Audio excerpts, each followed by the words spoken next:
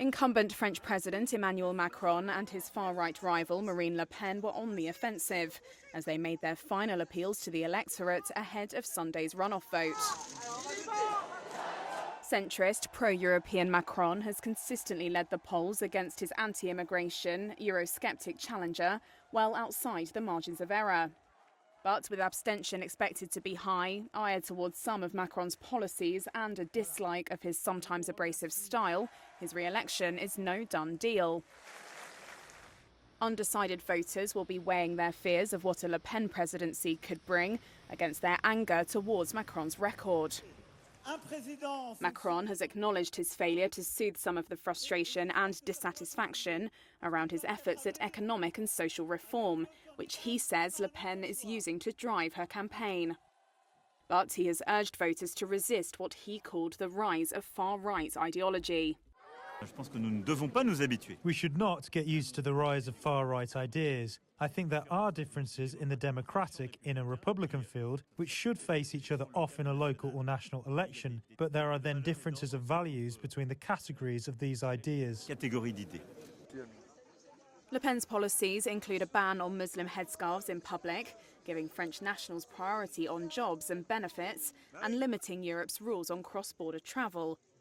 She claims Macron embodies an elitism that has failed ordinary people. In the face of this cold oligarchy who grab power, in the face of a self-proclaimed arrogant and moralistic elite, we are the voice and the soul of the silent majority.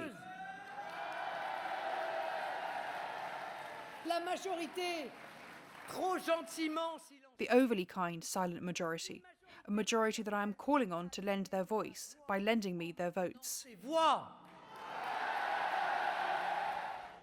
A surprise Le Pen win, similar to events such as Brexit and the election of Donald Trump as US president, is still possible.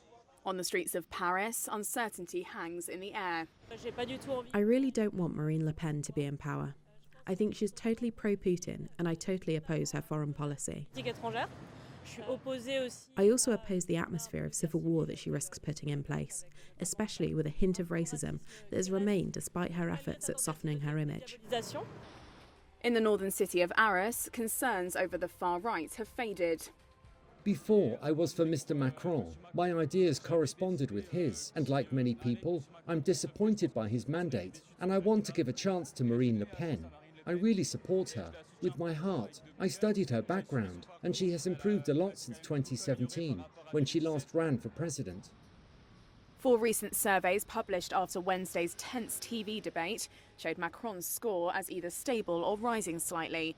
But they also put the voter turnout rate at between 72% and 74%, potentially the lowest for a presidential runoff since 1969.